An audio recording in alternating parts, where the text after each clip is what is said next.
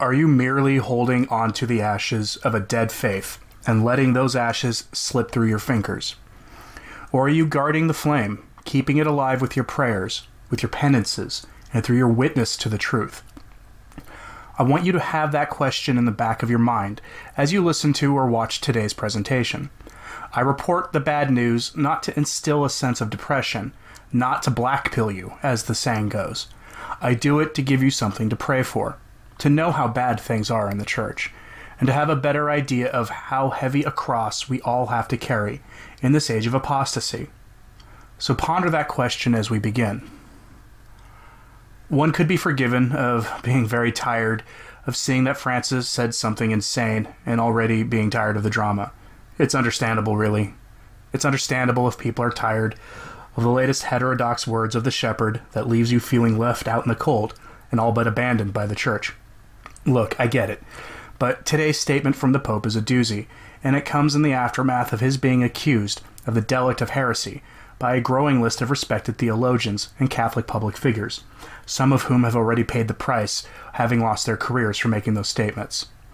In a way, his latest statement is rather bold, as it essentially serves as a reply to those charges, that he doesn't care what people think, that he isn't bound by any rules at all, at least in his own mind. He's the Pope and he can do what he wants. It's a distorted view of the office, to be sure, but that is the situation we all live under. That's how it looks to me anyway. I could be wrong. Let's have a look at his statements, which is an attack on traditionalist Catholics and sacred tradition itself. Several Catholic media outlets have reported on Francis's words about traditionalists, as well as several non-Catholic ones. Let's start with the coverage by non-Catholic outlets. First, for the non-Catholic outlets, is the National Catholic Reporter, a non-Catholic news outlet that has been told repeatedly by the U.S. bishops to drop the word Catholic from their name, but have been disobedient. The reporter and Francis liken traditional Catholics to Protestant fundamentalists.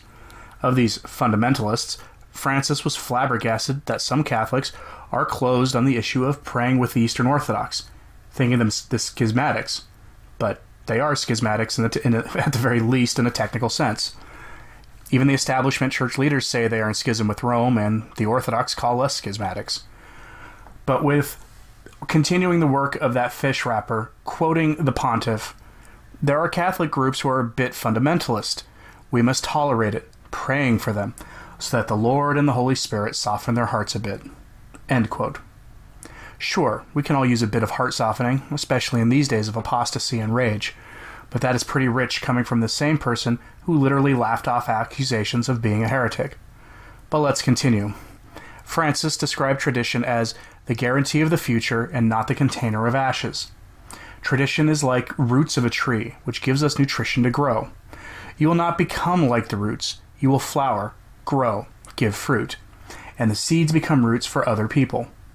The tradition of the church is always in movement. The tradition does not safeguard the ashes. End quote. Okay, so all that we as traditional Catholics have ashes. Morality, the aspects of the faith largely forgotten by people today, the liturgy of the saints and martyrs, all are ashes. His understanding is exactly like that of those who say that the U.S. Constitution is a living document, which is itself a silly statement. That tradition changes and evolves to fit the times. What was wrong yesterday may not be wrong today because of the fluid nature of tradition.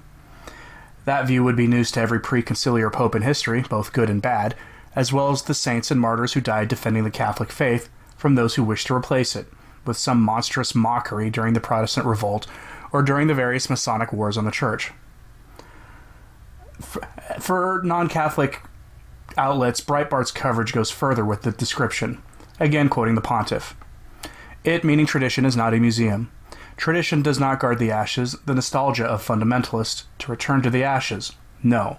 Tradition is rather the root that's at guarantee the tree will grow, flourish, and bear fruit. All the florid growth that tree produces comes from what it has drawn from the earth. But I'm going to quote the article more directly, not just Francis's words. Brace yourself from this.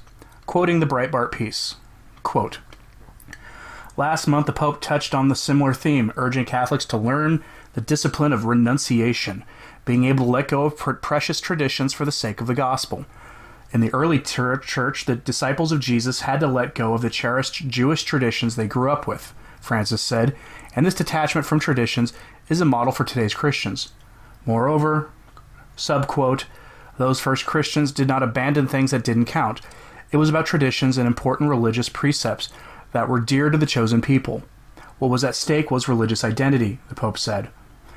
For the good of the mission to proclaim that God is love to everyone in a way that was transparent and credible, even those human convictions and traditions which are more an obstacle than a help can and must be let go of, he said. True faith purifies from attachments. To follow the Lord requires walking quickly, and to walk quickly you need to lighten yourself, even if it costs, the Pope concluded. End quote.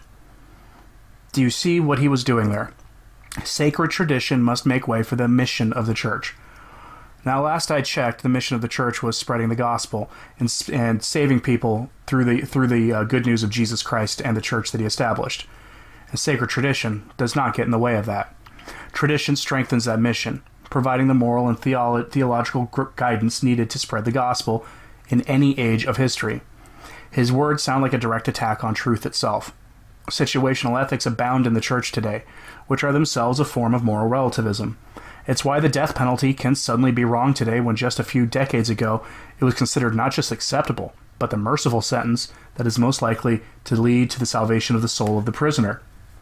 Under this view of tradition and theology in general, the Church's glorious past and her timeless truths are a hindrance to the gospel, not that which strengthens the faithful to spread the gospel in the face of new adversaries and new conditions.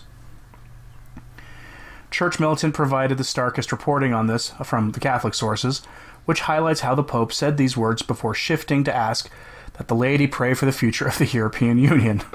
I'm deadly serious. He did that. He went from attacking traditional Catholics to asking the laity to pray for an anti-Catholic organization whose population is increasingly rejecting it on the grounds of it being tyrannical. He even made a veiled comparison of populist parties to pre-World War II movements that led to the terrors of that war, which is an astonishing slap in the face of the faithful who simply want their countries to govern themselves and to be secured against outsiders. Instead, the people of Europe must overcome divisions and borders, his words, and that the EU must return to the mysticism of its founding fathers, whatever that means. I'm focusing on his statements about the EU here because they stand in stark contrast to the attacks on traditional Catholics. Let me give you an example of the conflict within his own words. Subsidiarity is the concept that actions and decision-making of governments, or really anything, should be done at the most local level of authority possible. This has been an idea the Church has promoted for centuries. Ideally, problems should be addressed at the parish level, or between neighbors, or within the extended family, and only moving up from there. National governments tackle problems that the provinces cannot handle. Provinces that handle those problems that which the cities cannot handle, and so forth. This view doesn't really leave that much room for globalization and supranational government bodies, because those problems that are too big for a government to handle could be handled via a treaty arrangement between one or more nations.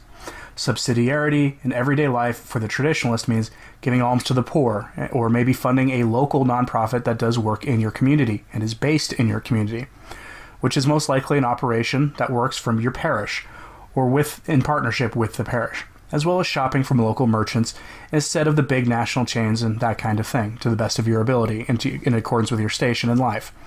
Subsidiarity works hand in hand with solidarity, which is the love of neighbor.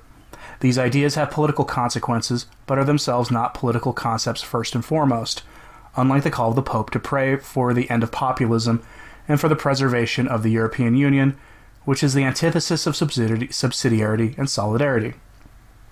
Is this what Francis means by the growth of tradition?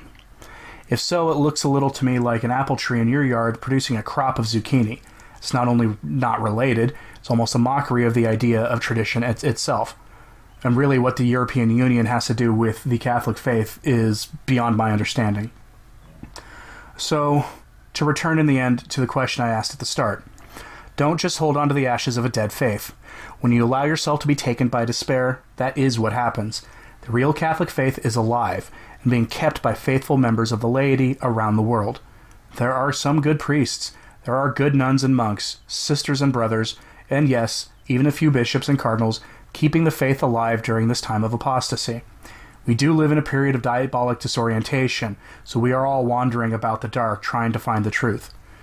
But you can become a guardian of the flame of the faith.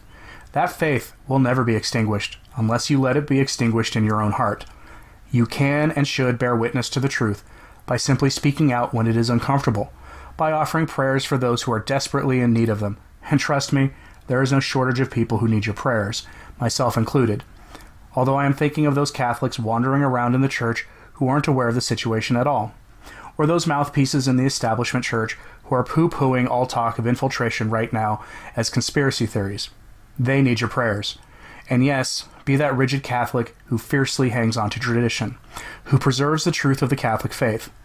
One day things will be righted in the church, and though it may take God doing something dramatic and catastrophic to do it, that day is coming, and I really don't think it's that far off.